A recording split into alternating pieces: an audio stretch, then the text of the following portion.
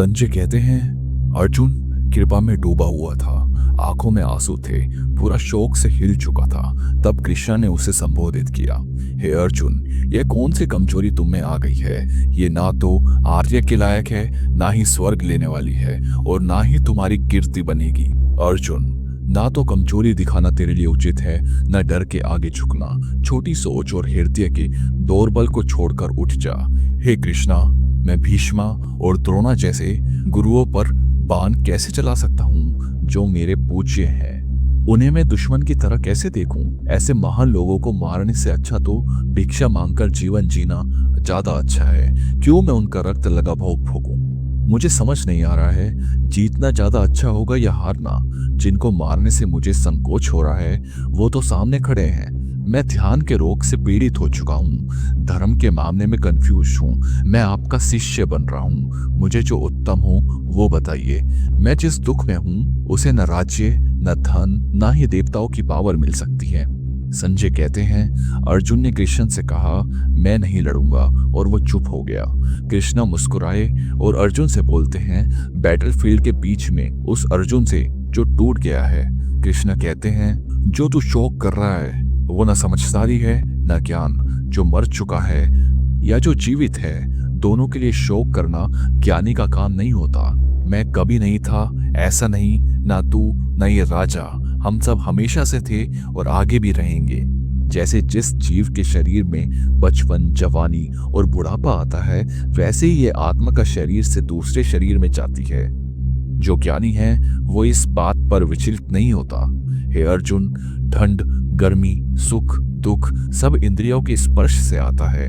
ये सब आने वाले जाने वाले हैं, इसलिए इन्हें सहना सीखो। हे अर्जुन, जो सुख दुख में समान रहता है, जो स्टेबल रहता है, वही अमर पद का योग्य बनता है। झूठ का कोई सत्य अस्तित्व नहीं है। सत्य वो कभी खत्म नहीं होता। ज्ञानी इस अंतर को समझ लेता है। जिस आत्मा से पूरा जगत व्याप्त है वो अविनाशी है, उसका कोई विनाश नहीं कर सकता। यह शरीर नश्वर है, पर जो शरीर के अंदर आत्मा है वो अनंत है, अमूल्य है। इसलिए अर्जुन, तुम अपना कर्म करो। जो कहते हैं कि मैं किसी को मार रहा हूं या वो मर गया, दोनों को आत्मा का ज्ञान नहीं है। आत्मा ना किसी को मारता है ना खुद मरता है। आत्मा ना कभी जन्म लेती है ना कभी मरती है। वो कभी बनी नहीं, बनेगी नहीं। वो हमेशा से थी, है और रहेगी। शरीर के मरने पर भी वो नहीं मरती। हे अर्जुन, जो जानता है कि आत्मा नाश नहीं होती, जन्म नहीं लेती और हमेशा से है, वो किसी को कैसे मार सकता है? ये मारने की चिंता कैसे कर सकता है? जैसे पुराने कपड़े उतारकर इंसान नए कपड़े पहन लेता है, वैसे ही आत्मा पुराना शरीर छोड़कर नया शरीर ले लेती है। आत्मा को न श्रष्ट काट सकते हैं, न आग जला सकती है, न पानी भिगा सकता है, न हवा सुखा सकती है। आत्मा को काटा नहीं जा सकता, जलाया नहीं जा सकता, सुखाया नहीं जा सकता। वो हमेशा रहती है, हर जगह होती है, स्थिर है, अचल है, अनादि है। आत्मा न दिखाई देती है, न सोची जा सकती है, न बदलती है। इसलिए इसे जानने के बाद तो इसे लेकर शोक मत कर। अगर तू ये मान भी ले, आत्मा बार बार जन्म लेती है या बार बार मरती है, तब भी तुझे शोक नहीं करना चाहिए। जो पैदा हुआ है उसका मरना निश्चित है, जो मर गया उसका फिर से जन्म लेना निश्चित है। इसलिए जो बदलने से नहीं रोक सकते उसके लिए शोक मत कर। सब जीव अव्यक्त रूप में आते हैं, बीच में कुछ समय दिखते हैं, फिर से अव्यक्त हो जाते हैं। तो फिर इस नेचुरल प्रोसेस पर शोक क्यों? कुछ लोग आत्मा को चमत्कार समझकर देखते हैं, कुछ चमत्कार समझकर बोलते हैं, कुछ सुनते हैं, पर बहुत कम लोग होते हैं जो उसे समझ पाते हैं। यह देह में रहने वाली आत्मा सब जगह नित्य और अमर है। इसलिए अर्जुन, किसी भी जीव के लिए शोक मत कर। अपना स्वधर्म देखकर तुम्हें घबराना नहीं चाहिए। एक क्षत्रिय के लिए धर्म युद्ध से बड़ा कोई कर्म नहीं होता। हे अर्जुन, ऐसा युद्ध तो स्वर्ग के द्वार खोलते हैं। क्षत्रिय के लिए ऐसा युद्ध मिलना खुशकिस्मती है। अगर तुमने ये धर्म युद्ध नहीं किया तो तुम अपने फर्ज भी छोड़ोगे और नाम भी, और पाप के भागी भी बनोगे। लोग तुम्हारे नाम बदनाम करेंगे, और एक मान सम्मान वाले वीर के लिए बदनामी मृत्यु से भी ज्यादा दर्दनाक होती है। तुम्हारे दुश्मन भी कहेंगे कि अर्जुन बैटलफील्ड से भय के कारण भाग गया। एक महावीर का ये काम नहीं होता। लोग तुम्हारे विरुद्ध अनुचित बातें करेंगे, तुम्हारी निंदा करेंगे, और ये सब तुम्हें और भी ज्यादा दुख देगी। या तो तुम मरकर स्वर्ग जाओगे या जीत कर पृथ्वी पर राज करो। इसलिए अर्जुन उठो और निश्चय के साथ युद्ध करो। सुख दुख, जीत हार, लाभ हानि सबको समान समझकर युद्ध करो, तभी तुम पापों के पात्र नहीं बनोगे। अब तक मैं तुम्हें संख्या यानी ज्ञान योग बताया, अब कर्म योग सुनो। इस बुद्धि के द्वारा तुम कर्म बंधन से मुक्त हो जाओगे। इस कर्म योग में कभी भी नुकसान नहीं होता, कोई विपत्ति नहीं आती, इसलिए थोड़ा भी किया गया धर्म बड़े से बड़े भय से बचा लेता है। हे अर्जुन, योगी की बुद्धि एक लक्ष्य पर केंद्रित रहती है, परंतु निर्णयहीन लोगों की बुद्धि अनेक शाखाओं में भटकती रहती है। जो लोग ज्ञान से परे होते हैं वो वेदों के सुंदर शब्द में ही अटके रहते हैं। उनका कहना है वेद के अलावा कुछ नहीं है। ऐसे लोग जो स्वर्ग, सुख और भोग के लिए काम करते हैं, उनका ध्यान बस कर्म के फल पर होता है। वो शब्द और क्रियाओं में अटक जाते हैं। जो लोग भोग और ऐश्वर्य में अटके होते हैं, उनका मन चंचल हो जाता है। ऐसे लोग एकाग्रता नहीं ला पाते। पर तू उन तीनों से ऊपर उठ जा अर्जुन, गौणवतीत, स्थिर और आत्मस्थ बन।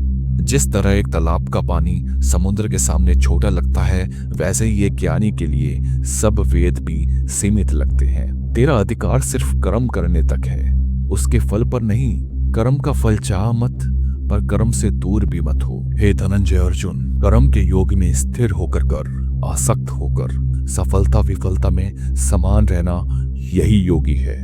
हे अर्जुन, बुद्धि योग से किया गया कर्म मोह से किया गया कर्म से बहुत ऊंचा है।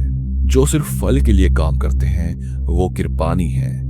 जो बुद्धि योग से काम करते हैं वो सफलता और असफलता दोनों के दोषों से मुक्त हो जाते हैं। इसलिए योग में स्थिर होकर काम करो।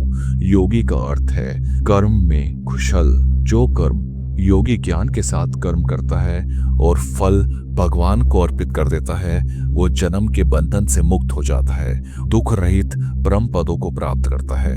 जब तुम्हारा ज्ञान मोह यानी इल्यूशन के जंगल से बाहर निकल जाता है, तब तुम श्रुत और अश्रुत, सुनना पढ़ना धर्म ग्रंथ सबसे ऊपर उठ जाते हो। जब तुम्हारा मन हर तरफ से सुनाई देने वाले कंफ्यूजन से बाहर आकर एक जगह टिक जाता है, तब तुम योगी बन जाते हो।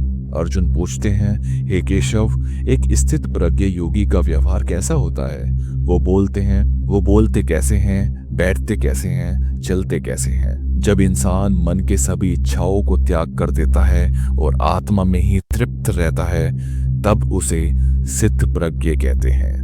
जो दुख में घबराता नहीं, सुख में लोभ नहीं करता, रागा भय क्रोध से मुक्त हो जाता है, वो स्थित धी योगी है। जो किसी भी चीज में आसक्ति नहीं रखता, न शुभ पर हर्ष न अशुभ पर घृणा, उसकी बुद्धि स्थिर है। जैसे कछुआ अपने हाथ पैर समेट लेता है, वैसे ही योगी अपनी इंद्रियों को वश से हटा लेता है।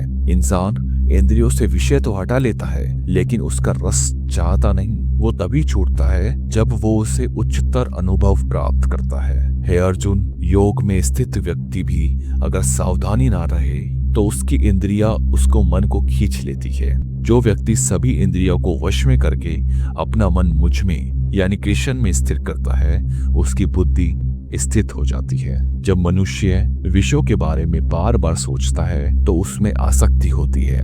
आसक्ति से इच्छा पैदा होती है और इच्छाओं से क्रोध, क्रोध से मोह होता है, मोह से स्मृति भ्रम, स्मृति भ्रम से बुद्धि का नाश होता है, और जब बुद्धि का नाश हो जाए तो मनुष्य का विनाश निश्चित है। जब मनुष्य रागा यानी आसक्ति और द्वेष यानी घृणा से परे होकर इंद्रियों से विषय के उपयोग करता है, वो प्रसन्नता पाता है। जब मन शांत और प्रसन्न होता है तब सभी दुख मिटने लगते हैं और ऐसे योगी की बुद्धि में स्थिरता आती है। जो व्यक्ति असंयमित है उसके पास ना तो बुद्धि होती है न भक्ति, और जिसमें भक्ति नहीं उसमें शांति नहीं, जिसमें शांति नहीं उसमें सुख कैसे? जब मन इंद्रियों के पीछे भागता है तो उसका ज्ञान वैसे ही घूम जाता है जैसे पानी में तूफान से नाव। इसलिए है अर्जुन, जिस व्यक्ति ने अपनी सभी इंद्रियों को वश में किया है वही सिद्ध प्रज्ञ है। जो जगत के लिए रात है, अंतर्मुखी स्थिति, वो योगी के लिए दिन है, और जो जगत के लिए दिन है, भोग माया, वो योगी के लिए अंधकार है। जैसे समुद्र में नदियां गिरती रहती हैं पर वो कभी उबलती नहीं, वैसे ही योगी के पास इच्छाएं आती हैं पर उसका मन कभी हिलता नहीं। जो व्यक्ति सभी इच्छाओं का त्याग करके आसक्ति, ममता और अहंकार से मुक्त हो जाता है, वही प्रेम शांति पाता है। हे अर्जुन, यह है ब्रह्म स्थिति, डिवाइन स्टेबिलिटी। जो इसमें स्थिर हो जाता है वो कभी मोहित नहीं होता।